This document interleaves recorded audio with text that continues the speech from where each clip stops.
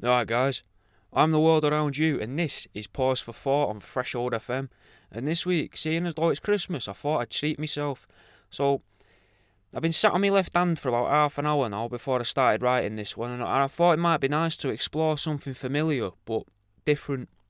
This week, we'll be looking into the Graspy Flitcher. Before we get right into the meat of the Graspy Flitcher, though, I thought it'd be a good idea to recount what little backstory is known of the so-called Graspy Flitcher. And our Christmassy tale begins in the luckily named town of Turkey Creek in Arkansas, America. Born to strongly religious parents, Sarah, it's spelled like Sarah but without the H. I guess that's Sarah. Could be Sarah. I'm probably going to pick and choose between the two. Anyway, and her father, Michael Granger, on the 5th of October. So Claire would grow up to be the only surviving member of a paranormal event that still scares the people of Arkansas to this day. And it is from Claire that a lot of information has come for this episode, so along with a few other little avenues of research, but a lot of it comes directly from Claire, a lady that went on to become a seamstress and never made a single cent from the retelling of a story, which to me gives the Graspy Flitcher a lot of weight in the world of paranormal and or cryptozoological circles, depending on which side of the fence you more so lean on after this, whether you think it's more paranormal or whether you think it's cryptozoological. Anyway, as a child, now you see Claire, she'd regularly be taken to church, sometimes as frequently as 3 times a week. Now, I'm saying church, it's not a church as we would know it, as this occurred in the early 1900s. And without access to a vehicle, the Granger family tended to perform their own service in a beautifully described field of 2 tall trees atop a small mound. Now, I've got no idea if this mound has anything to do with the giant burial sites that we've covered in the previous weeks, but with what later happened, I wouldn't be surprised if there was some form of, like, burial there, like a weird little thing going on, like a link to the unusual burial mounds. Saying that, though, these mounds usually left the grounds around in lush vegetation, and this field only had 2 trees, so I'm guessing it was probably just a naturally formed small hill. Now, with neither Sarah or Michael being real priests, as in Catholic or Christian priests, they'd never received a blessing or been ordained. It's difficult to work out exactly what these sermons were or what went on in them, during them, because there's no real record of it or method that they did follow. Is it a methodology when they follow instructions sort of thing? But Claire distinctly remembers receiving communion from an early age, and claims that instead of a rice paper wafer that we're familiar with today, or even a piece of bread, the matriarch of the family, Sarah, would hand young Claire a piece of bark, freshly peeled from the larger of the 2 trees, which is pretty fucking weird, isn't it, straight off the bat? This is why this is a Christmas episode, it's an odd one. And it just gets weirder. Like, Claire describes the taste as bland, as you'd expect. So I guess they got that part right, because the body of Christ, the wafer, don't taste of anything, innit?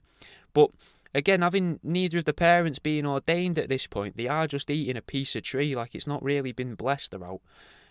Claire described the pieces of bark to be about 1/8 of an inch thick and about 1 inch in length, which is pretty small, but still, I've never chewed bark, and if you think about the things that do eat bark, they tend to have like large incisors, and their bodies are attuned to eating that sort of material. Like deer, rabbits, squirrels, and they all eat a bit of bark, don't they? And after seeing an artist's interpretation of Claire, I reckon she would have found it relatively easy, because she's got this goofy-looking smile, which feels cruel to say, to be fair, but after what happened to her, because it was a pretty, like, it was a bad night, but it seems fair to say anyway that she's got big teeth, the point I'm making anyway. It'd be interesting to see if a human normally adapts like this, or if it was just a weird coincidence though. So has she started to grow these massive teeth because her mum was force-feeding her bark and her dad was force-feeding her bark, or does she just naturally happen to have big teeth, perfect for chewing through bark? Don't know if the parents had bark, I'd assume they did if they'd been chewing bark all their lives, but fuck knows. The sermons themselves would last from half an hour to an hour, and they'd last from half an hour to an hour and a half long. I mean, fucking notes are a bit scribbly. And the parents would regularly read from their holy book, and now again, I can't find any confirmation that this was a Bible, and the stories that Claire recounts are odd. They're Bible-ish, but almost sound like they've come from someone who is aware of tropes or tales in the Bible but hasn't actually read them themselves. Weirdly enough, they have a version of the Great Flood that she mentions. Now, we always have Noah in an episode, so this story I thought would be just as good as any to get my point across. Now, I'm paraphrasing, but here's the gist of the story of Noah according to the stories Claire was told on her holy mound. After waiting for 30 years for a change in the weather, Noah visited a large hill. Not within a mountain range, it was the only hill known to the people in the land. Yearly, many people would walk up and down this hill in the hope of finding the sign promised by the voice. So it's already weird, isn't it? Like it's not by God, it's by the voice. Anyway, Noah was a farmer growing grains that had been gifted to his family generations before the voice. Noah's family were viewed as the holy family. Sarah always told Claire Noah was one of the so-called quote-unquote listeners. Now, I'll try and stop interrupting myself because I know it's going to upset the flow of the story, but as far back as Noah could remember, he always had crops outshone by the local farmers. And he'd become angry, he'd got pissed off and jealous. After multiple conversations with different spiritual men in the area, Noah set off for the hill. He travelled the mound for 40 days and 40 nights until he caught himself up in a storm. There was a storm of winds, lightning and heavy hailstone, Claire says, a truly biblical storm. Trees fell and were collected by the resulting landslide that covered all the arable land around the mound with new ground, making the mound smaller and unveiling these large rocks. Noah explored the newly cleaned mound and found a hole, a very deep hole that he entered. Now, I know I said I'd stop interrupting, but that seems fucking weird, doesn't it? That he could just go down a hole, just a bit of, like a fucking spot a pothole in ancient times. Did they have rope? Was rope a thing back then like that? Did they have harnesses and that, Anyway, he goes deep into this hole and gets back out again with no explanation whatsoever about how he does it, but I guess Claire was only a kid at the time anyway, so why would she have questioned these stories? Clearly, though, they stuck in her head, though. In this hollowed-out pothole, Noah is confronted by a thought, and that thought is a warning. The storm destroyed everything he'd ever known, and there was a worse storm to come. Noah believed the warning and fled the cave. Eventually, Noah got to the bottom of the mound and discovered there was a patch of land completely untouched by the landslide, somehow protected by the felled trees, like they'd built a natural dam to keep this portion of land safe. His wife and 3 children were there, his 2 daughters and his son. As they embraced, a loud, booming voice spoke from nowhere, saying, "If you wish to survive the warning, you must kill your son and spread his blood across the trees. The blood will keep your family safe." Ever the family, man, Noah slaughtered his son in front of his own mother and sisters, which is pretty fucked, but I think that's where they've gotten 2 Bible stories mixed up with one another, innit? Like, I can't remember the name of the other Bible story, but isn't there a Bible story where some old man gets told to kill his son by God, and he goes to do it, and God's like, whoa, pack it in, I think. Anyway, it's Christmas week, and I've already gotten lost, so let's have a Christmas tune. This is Classified's newest song, and it's called The Bells Are Ringing. Feel a bit dirty, innit, saying this, but join us on Patreon, guys. Like, you know what I mean? If you're listening to this and you thought, you know what, I've really enjoyed this. Like, I keep getting messages of people going, this is one of the funniest things I've ever heard. If you really feel that way, innit, like, try my book. You can get that. You can get a couple of them now on Amazon. Uneducated Guesses and How to Date a Table, an Antique Table, a Lover's Guide. Or, chuck us a couple of quid on Patreon. I'll appreciate it. It'll go a long way. Anyway, let's get back to the show. So, with no mentioning of creatures or even of a dove or raven collecting twigs, it's a strange interpretation of Noah and his ark, innit? But, see, I don't really think that these bi- and tri-weekly sermons were really to teach Claire about the story of Noah or whatever the fuck you would call that story. It seemed like it was to prime her for an existence that most people wouldn't even have nightmares about. Like a life of what seems to be torture. Bark wasn't the only thing that the Grangers would ingest at these services. Almost like they had only ever overheard what happened at a mass. They would also do things with blood. Without being ordained, or maybe just through being somewhat simple as people. Or maybe fucking evil. Like the concept of transubstantiation went right over the heads of these Arkansans. People from Arkansas, anyway. For those of you that didn't have it, in Catholic school or weren't forced to go to Catholic school, transubstantiation is when the priest turns your wafers, vimto and wine into the body and blood of Jesus, of Christ. Now, I can't really remember why this isn't considered magic, but ironically, by doing it incorrectly, the Grangers are alleged to have unleashed magic upon their own lineage, which is terrifying to think like that's. I think that's even possible without knowing you're doing. So, without transubstantiation, the where were Sarah and Michael getting the body and blood of Christ from? You know, it's a genuine question. I can feel you're asking that. Well, we already know that the body of Christ was the tree bark, and if you haven't guessed it yet, the blood of Christ was being harvested from, go on, the local wildlife. Owls, bear cubs, squirrels, songbirds, bobcats, mink, elk. Just some of the things Michael would gather and tether to regularly harvest from. Claire claims that the animals weren't merely hunted, as the family were stoutly vegetarian as part of their religious practices. So the animals would be trapped and tethered to trees away from the mound, and before Mass the matriarch would order Michael to gather the blood, which would mean sometimes bludgeoning the larger animals and dragging them, trusted up, ironically like a Christmas turkey, up to the holy hill. The smaller tree would then be used as an anchor point for the creature. After a couple readings from the mind of Sarah, Michael would present the holy blade, in the same way that like an altar boy presents his arse to regular intervals to a priest, with what I imagine is the same look of, well, what was a look of fear in his eyes, but maybe not, mate, because they've just all become so desensitised to the fucking weird shit that's going on. And that's both for fucking Michael Granger and for your regular altar boy. Anyway, the dagger or the knife, she never says more than holy blade, but that'd be used to split the skin of Sarah's hand, like she'd squeeze it. I'm guessing she'd squeeze the blade with a bare hand. And then she'd fucking drip the blood into the eyes of the creature. But that's not really the oddest part. The blade would then be handed to Michael, who would regularly reopen his old wounds, and Claire would do the same. And she says that when she was young, her parents would take it in turns in teaching her how to mutilate her own body like they were doing. Now, this being the early quarter of the 20th century, I can't imagine blood diseases were commonly known about, but saying that, I bet there's not a whole lot of research into what blood diseases you contract by, or you are contracted by squeezing the blood of live animals into your open wounds, because that's exactly what these religious fanatics would do. And according to what little records there are of this, they were fine, mate. They seemed quite healthy. Like, fine in the sense that they didn't ever attend a hospital or speak to a doctor. But it is worth bearing in mind both parents were dead before Claire's 22nd birthday.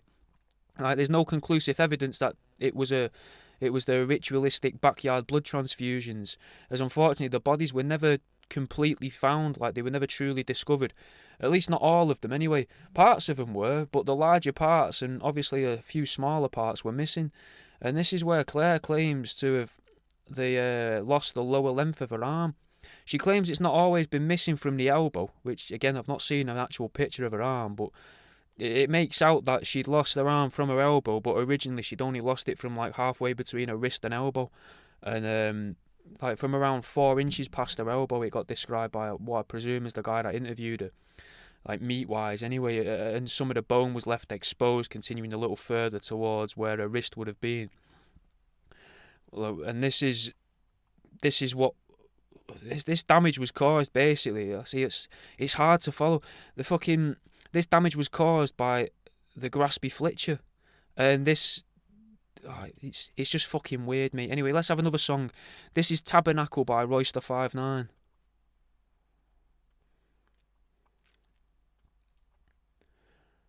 Honestly, I really don't get where they get the name from. I get that it's ripped off a body part, so graspy, that kind of makes sense, because it's, you know, grabbing stuff. It's grasping at things, innit? And it keeps grabbing, I guess. But I don't know what Flitcher is. Like, I've looked up the word Flitcher, and there's nothing... I don't get what it references, and it's a shame, because, like, Bigfoot, you know where you stand with Bigfoot? Mothman, clues in the title, but the Graspy Flitcher, you haven't got a fucking clue, have you? But I'll share what I've found with you about it. Now, the Graspy Flitcher is said to speak directly into your mind with a deep voice. It doesn't just give you commands, though. See, Claire claims that sometimes, especially during the early encounters with the big Graspy, it'd just be like hearing your own passing thoughts initially. Thoughts like, it's getting dark. Was that a hawk or a crow? all whilst the impression of the creature was left in their minds. But even then, like, what does leaving an impression in your mind mean? The interviewer of Claire compared it to a vision in your mind's eye, like how if you remember something, you can see it all in that darkness that's above your eyes, I guess. You know, like, you can see what you can see, and then above what you can see is just fucking darkness. And below what you can see and to the sides is just all darkness. Maybe they can see it in that bit, maybe they see the Graspy Flitcher in there. I don't know. But a lot of the time it's all black in it around your eyes. But sometimes, like, I see stuff in that darkness around my eyes, innit, like memories and that, or, you know, ideas. So maybe that's what they're talking about. Maybe it's the same thing. Now, Claire claims that sometimes that bellowing voice would make demands such as release that creature. And after ignoring it for a while, she says within a couple of weeks, they'd began to realise some of these they'd begun to release some of these injured animals back into the wild, which is pretty fucked. Again, pretty fucked. I'm guessing they'd all died because they wouldn't stand much of a chance of surviving against predators or rivals after being bled religiously for months. But I mean, in humans, I think it takes 28 days for your blood to refill your body, or at least regenerate, so maybe they were alright. They're probably traumatised, the fucking squirrels and that, fucking ruined beyond belief in their minds, but physically, most likely they were fine. Or at least, you know, we can pretend they are to make ourselves feel better at Christmas. Anyway, the closest thing we have to a description of the Graspy Flitcher is what Claire describes it as, which is a humanoid creature in the sense it was bipedal. The skin is described as dark, with short, dense hair, so... Well, it was more so described as in the skin of the face was like dark, dense hair, like short, dense hair, which sounds a bit Bigfootish, right? Except it was only about 6 foot tall, with a face that seemed to be long, not snouted or ape-like, just thin and long, like tall. Imagine the symbol that they use for Rockefeller Records, but like that makes the diamond, but then push your hands closer together, so it kind of resembles like the aerial view of a gravy boat, mate. Which, that and taking place in Turkey Creek kind of keeps the episode Christmassy. That might be the only Christmassy references we really get in the whole episode. And it's got growths as well. The Graspy Flitcher's got growths on the side of its face that are compared to a deer's ears, with eyes with the bright green irises, a human-like mouth with constantly visible large front teeth, buck teeth. And it is, honestly, it's sounding a lot like a deer seen from a weird angle, like if you was to... Like, imagine if you woke up and saw a deer looking down, like, dead into your eyes. Like, that sort of face, I guess. I mean, it's weird that this has buck teeth and Claire had the massive teeth as well. I mean, take from that what you will. Like...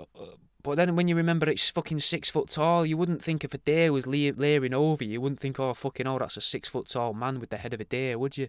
Doesn't make sense. And even then, when I've not even told you about its arms yet, mate. Its arms are supposed to reach past its hips, which is kind of normal. My arms reach past my hips. But with proportionally long fingers included in that arm length, though Claire admits they may have been claws, as they never truly seen them bend or be used.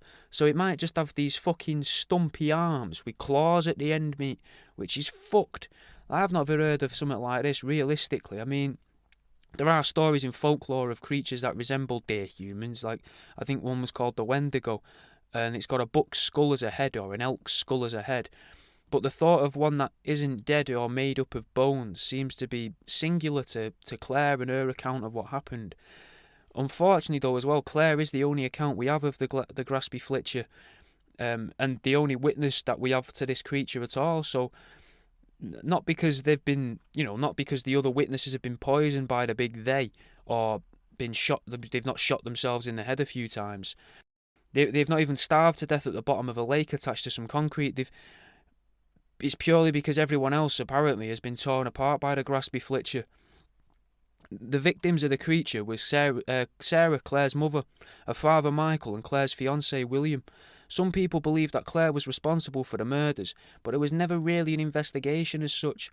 The event was sort of ignored and was literally impossible to find any evidence of a news story for me when I was researching this. It's purely just going off what Claire said, and there wasn't really anything else from the time. So we only have Claire's account. So Anyway, we'll have a song and then we'll get into what happened the night of August 14th, 1923.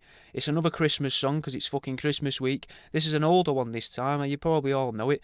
And it's got some deer in it as well, reindeer mentioned in it, so it's kind of fitting to the story at least. This is Weird Al's The Night Santa Went Crazy. Yeah, man, I won't say too much of your time because I know that it's annoying, but now I understand why people actually do this, innit? I thought one of the show to grow, realistically, all I need you to do is share a link to this show around, or the show that you've enjoyed the most. Send it to your mum, your nan, your sister, your mates. I mean, it doesn't have to be a woman. You could send it to your brother or your uncle as well. Just spread it around a bit, mate. That's the best thing you can do for us. Yeah, I'll let you crack on. Thanks for listening, man. So, set the scene, for the events of the Graspy Flitcher. It's sometime after 4 p.m. on Tuesday the 14th of August 1923, and it's weird that we can limit it down to something so precise, but that time frame comes because William, the fiancé of Claire, worked in a local shop and had finished working as normal at 3, which seems strange immediately because you don't really think early 1900s and think shift patterns, do you? But that's not the least believable part of the story though, I guess. So, it's early evening or late at night on a Tuesday, and it's time for the Granger family's first sermon of the week. So Claire claims it was William's quote-unquote baptism into their religion. He'd been attending the sermons for the past 4 years, and the family were ready to welcome him into the religion, and he was the only outsider to ever even be privy to these services at all, possibly the only other person to even know that these events occurred. And now, as it was a baptism, Sarah claimed that they would need the blood of a fresh creature. Luckily, Michael had captured an elk that was yet to receive its first cuts, though it had apparently received Sarah's blood in its eye to bless it. To ready it for the service, I guess, because I guess that's how they blessed the creatures. I don't know why. Why would you squeeze your own blood into the eye of the animal? It just seems morose. But that's fucking what she would do. I don't know if it was a male elk or a female elk, but it's got to have been a young elk, can't it? Because they could keep it trusted up to a tree, like I said at the start, and how did he get it there? It's either got to be a young elk or fucking Michael had ungodly fucking superhuman strength, because to drag or otherwise fucking force a fully grown wild elk up a hill, that'd be fucking hard for anyone, mate, let alone some mentalist who regularly self-harms himself with a dirty knife. I can't imagine his body was up to scratch.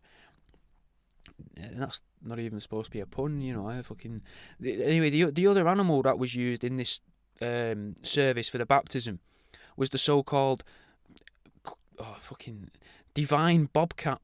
So, no idea why it was divine, never got explained. Maybe they'd had it for a while. Maybe it was more so lucky than divine because it hadn't died from all the bloodletting. Fuck knows. Logic goes out of the window with this week. Now, what happened next is fucking mental. If it wasn't already, it's already fucking weird. After the usual rigmarole of Sarah spouting some nonsensical ad-libbed biblical story or two, it came time to baptise William. After all, he couldn't partake in the body and blood if he wasn't a member of the church. The baptism was relatively similar to a regular baptism. No pervert in a frock, but just Sarah with a jug of water. Apparently, though, the water smelled somewhat potent, at least according to Claire, which fucking makes me think it could have been wee, or watered down wee, but going off all of the stuff in this, it was probably diluted blood or something, I don't know. Anyway, the wetness was poured over the fella's head, and that's it, he's in. That is literally all the baptism was, pouring the fucking juice on his face. Nothing too special about it. It isn't until towards the end of the Mass and what happened in the night where it actually gets interesting. William witnesses Sarah squeeze the blade and leak her blood into the eyes of both the elk and the bobcat. Then they begin to cut themselves. Claire was tasked with making the first incision on William as they were to be wed, and she did it. Without an issue as well, she says she didn't think anything of it, nothing untoward at all. That's completely normal. My dad did it to me, my mum did it to me, I'm going to do it to William. Fucked. That's I guess in this religion, this crazy fucking 3-man, well now 4-man religion, that's what they do to each other, innit, I guess.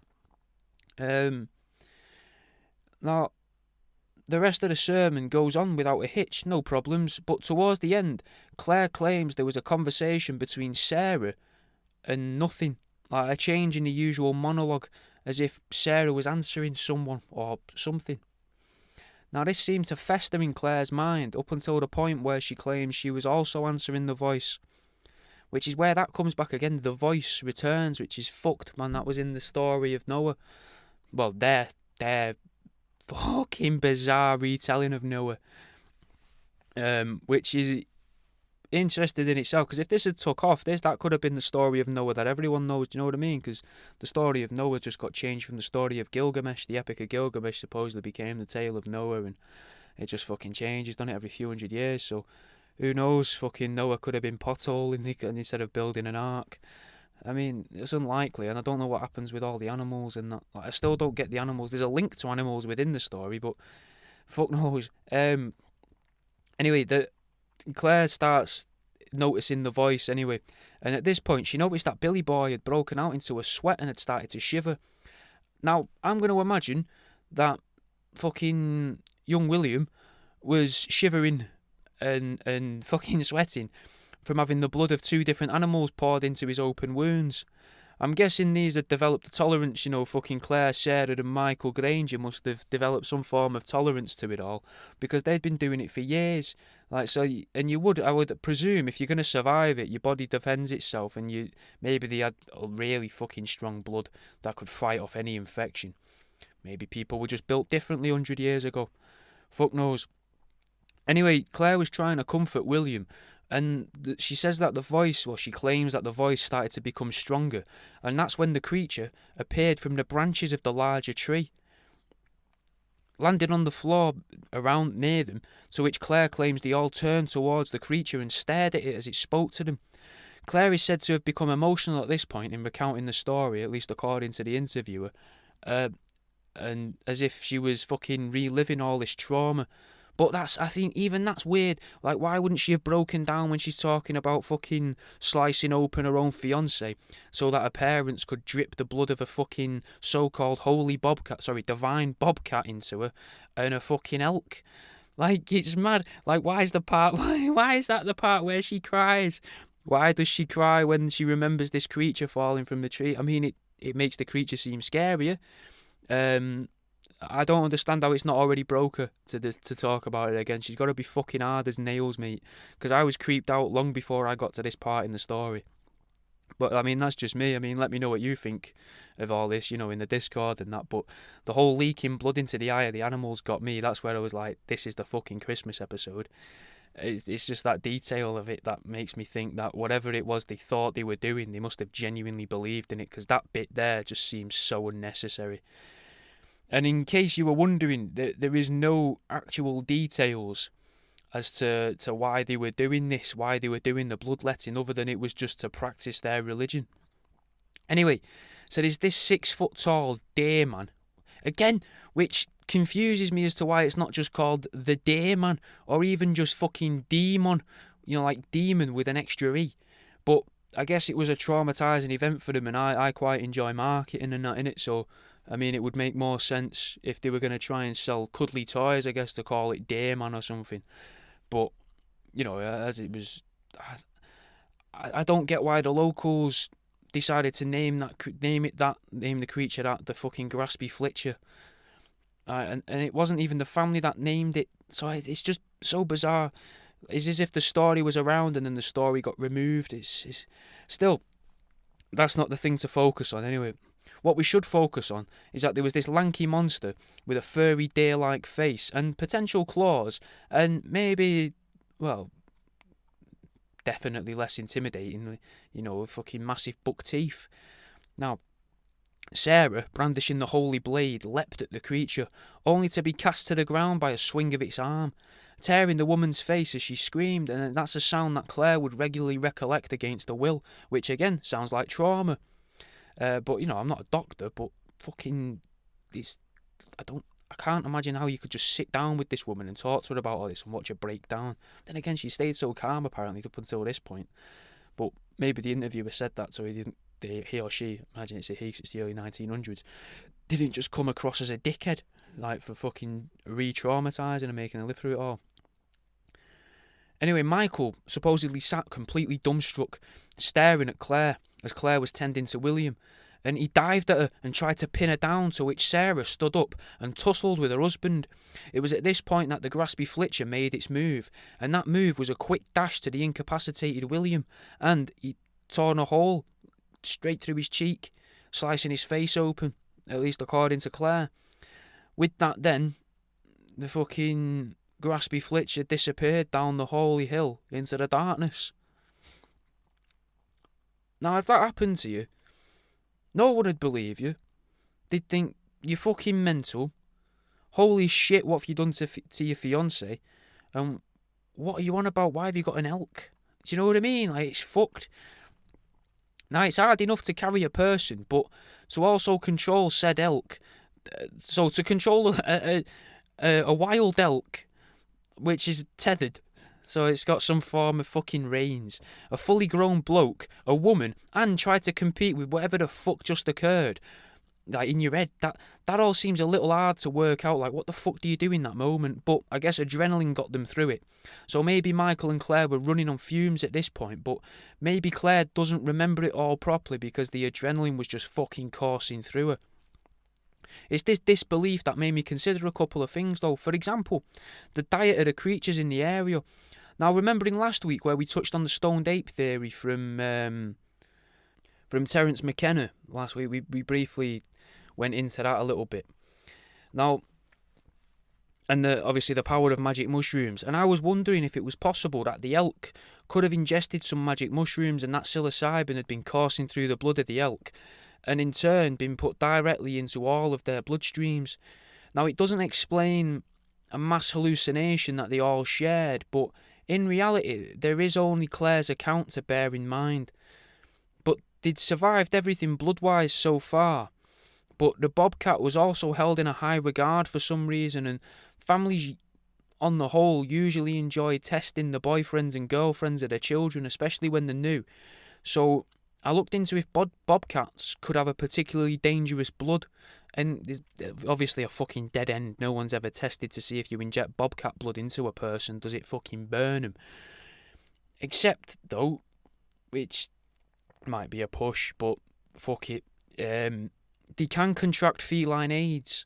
So I guess they could have been infecting themselves with bobcat blood strewn with feline AIDS. It's a long shot, innit? But could it also be that they did the unusual activity of mixing their bloods? So they'd mix the blood of, like, say you've got the family member's blood all on that knife. So it's all, Claire's blood has come from both Sarah and Michael. So realistically, how could they infect her? But then they've mixed the blood of Sarah, Michael and Claire into William. William really didn't take well to it. And then you've also got the fact that they've mixed bobcat blood and elk blood within all of themselves, which, I don't know, is that part of the reason as to why something so strange happened? I mean, I'm fucking talking about this like it's normal, mate, but that seems different to what would normally happen there. But if the bobcat blood usually burnt them or left them in pain or something, then it would make sense that Sarah would then describe it as the divine bobcat, because then it would mean they use it less, so it hurts them less, and that's why it became holy or special, because that could explain that away. Doesn't explain away the quick deaths, because, like, fucking cats can live with feline AIDS. After looking it up, cats can live a whole entire life with feline AIDS and be perfectly fine. And they were all fucking dead before the next morning, mate. So it doesn't add up. Anyway, I looked up in forums as well whether magic mushrooms are common in Arkansas, and apparently they do grow there. They're pretty hard to come by. They're quite rare, but unlike in the UK, supposedly the most common time to find them in Arkansas is late summer, which is like August is more so midsummer, I would say. But I guess it's a possibility that the elk had then ate these mushrooms just purely by chance. Then they caught the elk a couple days before or a week before, whenever it was. We didn't really find out when they caught the elk.